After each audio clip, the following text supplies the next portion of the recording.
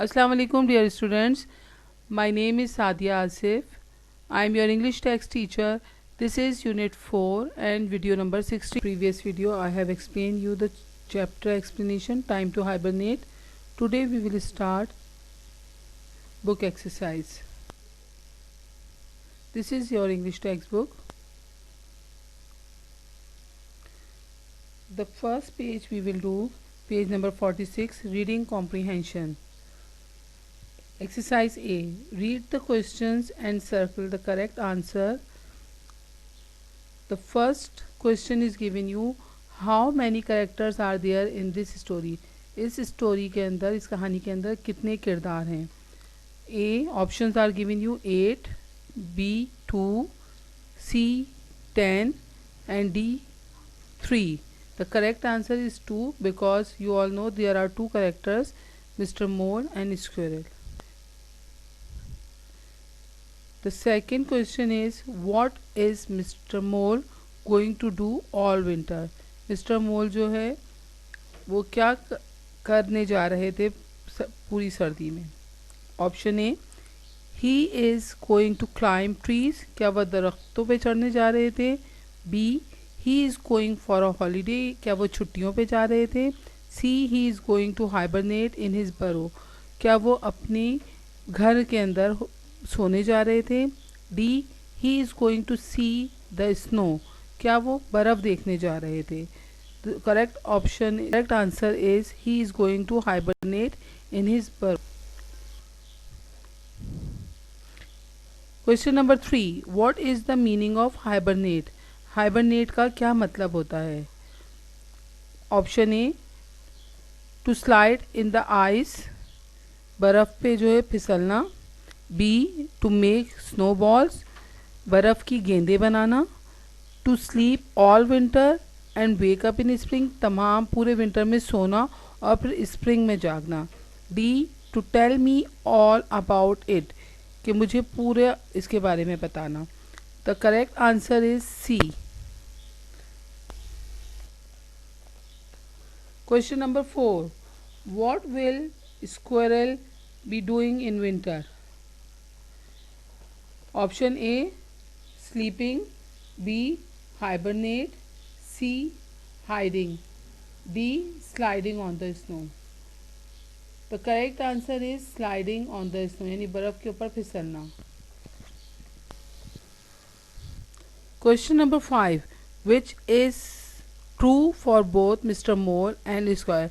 क्या चीज़ दोनों यानी मिस्टर मोल और स्क्वायरल के लिए सही है? इनमें आपको जो ऑप्शंस दिए हुए इनमें से कौन सा ऑप्शन जो है वो दोनों के लिए दुरुस्त है? A, winter is very hot and sunny for mister mole and squirrel, सर्दी जो है वो बहुत ज़्यादा गर्म और धूप वाली होती है मिस्टर मोल और स्क्वायरल के लिए. B, there is a lot of green grass in winter, यहाँ बहुत ज़्यादा हरी घास लगी हुई होती है सर्दियों में. C, spring is when the cold snow goes and away and the flowers come out.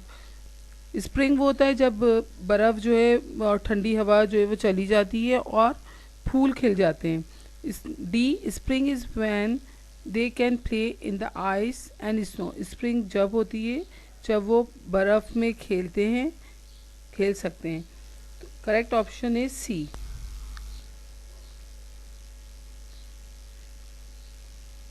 Exercise B. Read the sentences, write T for true and F for false. First we have to read each sentence and understand it, and then we write in front of these sentences T for true and for F for false. The first sentence is, squirrel can play outside during winter. क्या squirrel जो है वो सर्दियों में बाहर खेल सकती थी? Yes, it's true. Number 2, in winter there is snow and ice, क्या सर्दियों में यहाँ बर्फ़ और स्नो होती है? जी बिल्कुल ठीक है, true. Number 3, mister mole will slide around the ice in winter, mister mole जो है वो सर्दियों में स्लाइड करेंगे बाहर बर्फ़ के अतराफ? नहीं, बल्कि वो क्या करते थे? ये गलत सेंटेंस है क्योंकि mister Mole as a story के अकॉर्डिंग जो है वो हाइबरनेट करते हैं विंटर में, ये फॉल्स है. Number 4, squirrel can tell mister Mole about playing with snow, क्या स्क्वायरल जो है मिस्टर मोल को बताएगी कि वो स्नो से के साथ खेली थी? Yes, is true. Number 5, mister mole will wake up in spring, mister mole जो है वो स्प्रिंग में जागेंगे। Yes, is true. Number 6, mister mole will tell squirrel all about hibernate, mister mole क्या स्क्वायरल को बताएंगे? मिस्टर मोल विल टेल, हाँ squirrel को जो है हाइबरनेट के बारे में बताएंगे, यानी लॉन्ग स्लीप के बारे में अपने बताएंगे। Yes, is true. Now page 48, vocabulary page. synonyms synonyms are word with similar meaning. Now first you have to understand what is synonyms. synonyms वो words होते हैं जिनकी meanings मतलब एक ही होता है, लेकिन उनकी स्पेलिंग्स और प्रोनाउंसिएशन बिल्कुल डिफरेंट होती है। ठीक है, अब हम जब एक्सरसाइज करेंगे तो आपको इजीली ये वर्ड समझ में आ जाएंगे कि सिनोनिम्स क्या होते हैं। Question is given, you circle the synonyms for the words given in red. जो आपको सर्कल एक्सरसाइज में जो आपको रेड कलर से जो वर्ड्स लिखे हुए हैं वो सिनोनिम्स हैं।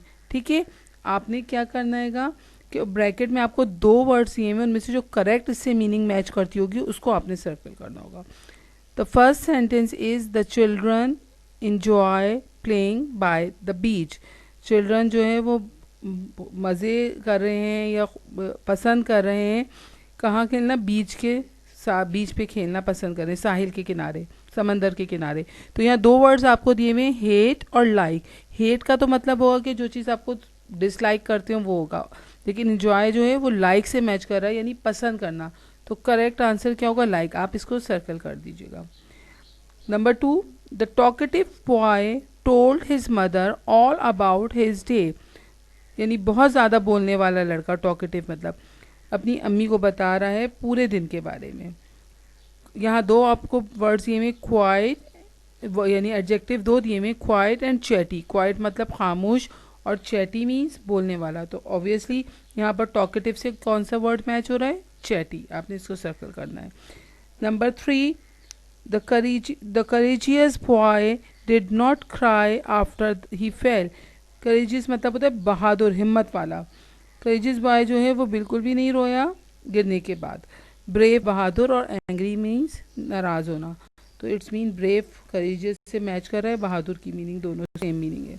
Number 4, some people sleep on the bus. कुछ लोग जो है वो बस में सो गए थे। रेस्ट का मतलब, स्लीप मतलब आराम करना, और रेस्ट का मतलब भी आराम करना होता है, और रीड का मतलब पढ़ना होता है। तो करेक्ट आंसर रेस्ट होगा।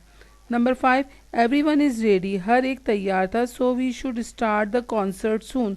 तो फिर हम हमें जल्दी कॉन्सर्ट शुरू कर देना चाहिए। स्टार्ट का मतलब होता है शुरू करना। यहाँ 2 वर्ड्स आपको दिए हुए, एंड का मतलब होता है ख़त्म होना, बिगिन का मतलब होता है शुरू होना। तो स्टार्ट से कौन सा वर्ड मैच हो रहा है, सेम मीनिंग रख रहा है? Begin. Page number 49, it's a grammar page.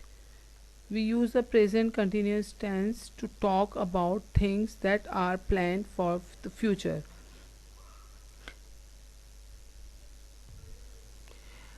In present continuous tense हम हमेशा जो है फ्यूचर की प्लानिंग जो कर रहे होते हैं उसके बारे में बात करते हैं, और इसमें हमेशा 3 हेल्पिंग वर्ब यूज़ होते हैं, इज़, आर और एम। इज़ सिंगुलर के साथ, आर प्लूरल के साथ, और एम आई के साथ। और हम वर्ब की फर्स्ट फॉर्म प्लस आईएनजी के साथ इस्तेमाल करते हैं। तो क्या पहचान है प्रेजेंट कंटिन्यूस की? टेंस की पहचान ये हुई कि इसमें helping verb is, are, am लगता है, और वर्ब की आईएनजी वाली फॉर्म लगती है। ठीक है, एक्सरसाइज क्या है? Circle the verbs in the present continuous tense in these sentences. जो आपको सेंटेंसेस दिए गए हैं प्रेजेंट कंटिन्यूस टेंस के, इसमें आपने वर्ब्स को सर्कल करना है। The first sentence is, Adam is helping his friend with his homework this evening. Adam जो है वो अपने दोस्त की मदद कर रहा है आज शाम उसका होमवर्क करने में। इज़ हेल्पिंग इज वर्ब, इसको आपने सर्कल करना है। Number 2, Sonia and Alice are playing at the concert. Sonia और एलिस जो है वो कल कॉन्सर्ट करेंगे। ठीक है, कॉन्सर्ट में गाएंगे। Are playing is a helping verb. Number 3, next year Henry and Jim are attending a new school. अगले साल हेनरी और जिम जो है नया स्कूल ज्वाइन करेंगे। आर अटेंडिंग जो है हेल्पिंग वर्ब है। In 2 weeks time I am taking the train to visit my aunt. हफ्ते में 2 दफ़ा मैं अपनी आंट को विज़िट कर रही हूँ बाय बस, यानी बाय ट्रेन, सॉरी ट्रेन से, ठीक। आर्ट एम टेकिंग जो है इस इधर वर्ब होगा। दिस कमिंग ट्यूसडे, इस आने वाले ट्यूसडे को, Leena is starting painting lesson, Leena जो है वो पेंटिंग का लेसन शुरू करेगी। Is starting is helping is a verb. Page number 51 is a spelling page. Read the following words with the letter U, E. They have long U sound. यहाँ आपको कुछ words दिए में जो कि लॉन्ग यू साउंड रखते हैं। Clue, clue यानी किसी भी चीज़ का कोई सिरा देखना, ठीक है, इसमें भी यू लॉन्ग यू साउंड है। ग्लू, ग्लू गम को कहते हैं, जो स्टिकी कोई चीज़ होती है उसको कहते हैं। ड्यू किसी चीज़ को आगे बढ़ा देना, ड्यू कर देना, ठीक है। Tissue, tissue paper. स्टैच्यू मुजिस्मा। ट्रू, सच। ब्लू कलर, वैल्यू कोई चीज़ अपनी कीमत रखना, प्राइस रखना। आर्ग्यू एतराज़ करना। Q line. यहाँ ब्लैंक्स हैं, हमने वर्ड्स जो हैं उसमें हमने फिल इन द ब्लैंक्स करनी है। हमने वर्ड्स को जो हमें लिस्ट दी हुई है अबव उसको हमने फिल करना है। Number 1, he use the dash to mend the broken vase. वो ब्रोकन वास को जोड़ने के लिए क्या चीज़ इस्तेमाल करेगा? ग्लू, ग्लू आएगा यहाँ पर, ग्लू को से उसको जोड़ेगा, ब्रोकन वास टूटे हुए गुलदान को। The teacher told the boys not to argue over the football game. Teacher ने लड़कों को बताया कि जो है फुटबॉल गेम पे और गेम के ऊपर जो है आर्ग्यू यानी एक दूसरे से एतराज़ात ना करें। The statue was at a fountain in the park. मुजिस्मा जो है वो fountain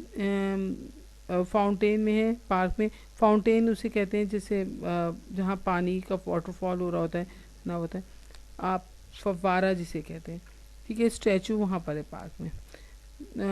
she needed a tissue to blow her nose. अपनी नाक को जो है साफ करने के लिए उसे टिशू की ज़रूरत है।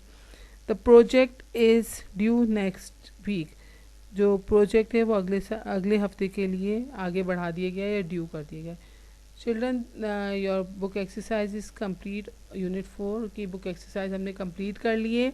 अब आपने इसको बुक में फिल करना है, तमाम आंसर को करेक्टली रीड करना है, अंडरस्टैंड करना है, उसको बुक के अंदर आपने फिल करना है। थैंक यू, अल्लाह हाफिज़।